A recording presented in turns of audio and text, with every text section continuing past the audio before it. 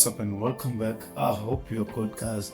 It's been a while, and I did so many projects before deciding to record this. So I don't know how many projects I did, but yeah, here we are again, and we're just gonna talk about like shooting for outlets like nightclubs, lounges, and everything.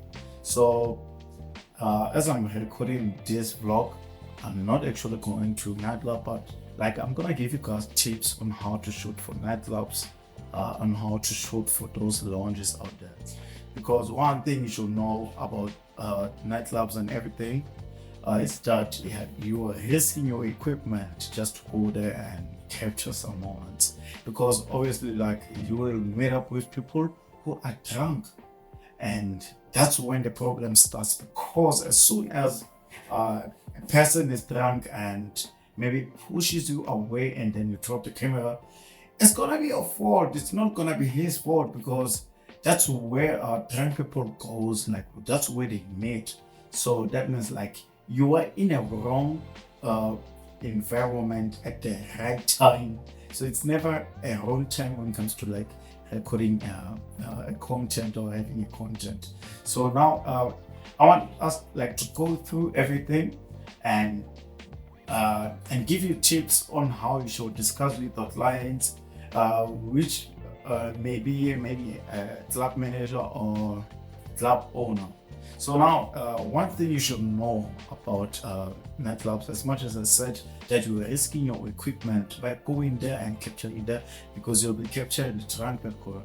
One thing you should discuss with the client is that in every like a budget set for that specific project that you are on, there must be an insurance when it comes to that. Because one thing you don't know, if there's no insurance, then even your insurance claim, your insurance company for your camera won't even like consider it to help you out. So one thing you should know, you must add an insurance when it comes to that booking, that certain type of booking. And then maybe you can just say to your client, maybe you can offer them maybe a shoot maybe for $1,000, and then also you will add $200 more. However, it's more refundable just after event or anything that's gonna happen there. So I hope you guys understand this, because your equipment is expensive. Nobody understands how equipment is except for you, the one who bought it. So yeah, for me, like, I personally think it's much better if you could add an insurance on top of the money that you have charged to your client. Maybe if let me say in rands, maybe I can charge my client 30,000 rands. It's South African rands. I can also add maybe a 10,000 rands for insurance, because that's where you know that your equipment, even if something happens to your equipment, like, there's an insurance for that. So it doesn't mean you just have to go out there and break your equipment just because you were shooting some event and then you felt like, nah man, I need this 10,000 extra. No. So you're right, you shouldn't even do that. You shouldn't even think about that, because one thing you should know now, equipment is expensive and you should take it as if it's your child. So yeah, that's how it is. So just add an insurance on your charges. And then the other thing, tip number 2 is whenever you're shooting, like when it comes to outlets, don't get too close to people. We understand, like, you're trying to get the best shots possible. However, don't get too close to the patrons or customers who came there who are already drunk and you're out there recording content. Because one thing you should know, once like maybe a person was raising his hands and hits your camera, it's not that person's mistake, because you are the one who brought the camera in to the environment actually. So one thing you should consider, maybe you can use some zoom lenses in case you wanna have like those tight shots. rather than having a wide angle lenses whereby the patrons will hit your camera away and then it drops. We just gonna be something that pisses you off that man. So that's what I'm actually recommending you to do by having maybe a zoom lenses or probably 50 millimeter, 70 or 105 or whatever it is, which works well for you.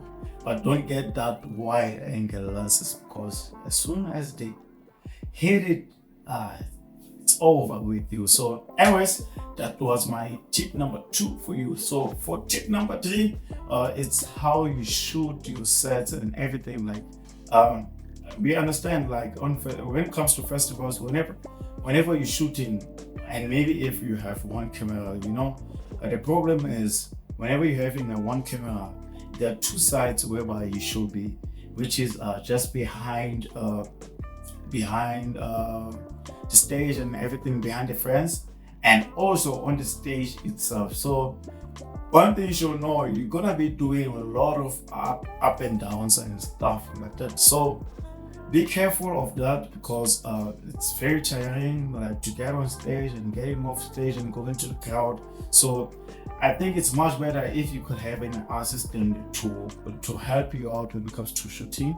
Maybe if your assistant can shoot the crowd and can be more focused on the crowd, and you can be more focused on the stage, because that's where the action happens. And even when it comes to crowd, that's where the action happens as well. So you need to have an assistant, and that's what I think is best for me when we shoot in festivals or nightclubs or anything. Because whenever you're having an assistant, that means like there's not much of a movement happening, unless if you guys have to switch up, and then maybe your assistant can capture the stage and you can capture the audience as well. So yeah, that was my tip number 3. So now going to my tip number 4. It's all about like shooting styles, because I think when it comes to like festivals, whenever we're shooting, we have to shoot something that tells a story. You gotta capture the moments and everything as well. So now, like even when it comes to your shots, I think it's much best if you could have maybe shots of DJ, maybe a shot of crowd, like not close up as much, but having like capturing the moments of when the crowd is having fun and stuff. Like that's like different type of feeling, like capturing and like a crowd, but mostly in slow motion, because when it comes to slow motions, it's more like you taking out those emotions and everything. And when you put it out there on your edits, it's gonna make a much drastic difference. So that was my tip number 4. So now I think we are done for now, and then I hope you guys help me out and everything. But I'm gonna come up again with another episode where I elaborate further when it comes to like shooting for nightclubs and everything. So thank you guys for watching. I hope to see you next time. Please don't forget to subscribe, because we're gonna go together. We're going together in this thing. So yeah, see you.